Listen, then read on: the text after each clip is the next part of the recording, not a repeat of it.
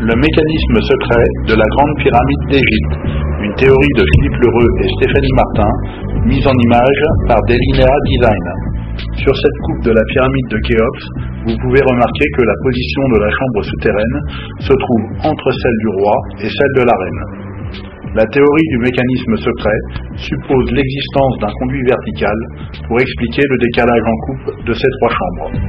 D'après cette théorie, le remplissage total de la chambre du roi avec de l'eau versée dans l'un ou l'autre des conduits engendre une mise en pression de cette chambre par l'eau, mais aussi par l'air emprisonné qui va se comprimer. La pression maximum obtenue est égale à la hauteur de colonne d'eau générée par le dénivelé des conduits.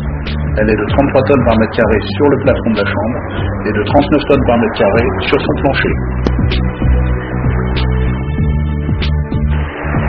Cette pression importante pourrait avoir pour effet de repousser une pierre munie d'un trou sous un conduit contenant du sable.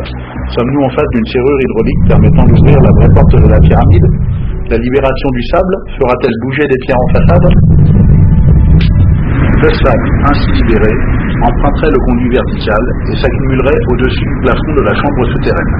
À partir d'un certain poids, le plafond céderait à l'endroit où est visible une zone de faiblesse et la chambre se remplirait de sable. Cette chambre, non terminée, ne serait en fait qu'un volume de rétention. Cette théorie suppose aussi que le plancher de la chambre du roi a été conçu pour descendre du fait de la pression. On obtiendrait ainsi une libération automatique de l'eau par enfoncement des herses.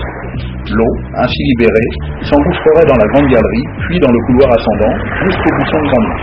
La pression de la colonne d'eau dans le couloir ascendant repousserait les bouchons, de sorte que le premier vienne condamner l'accès vers la chambre souterraine.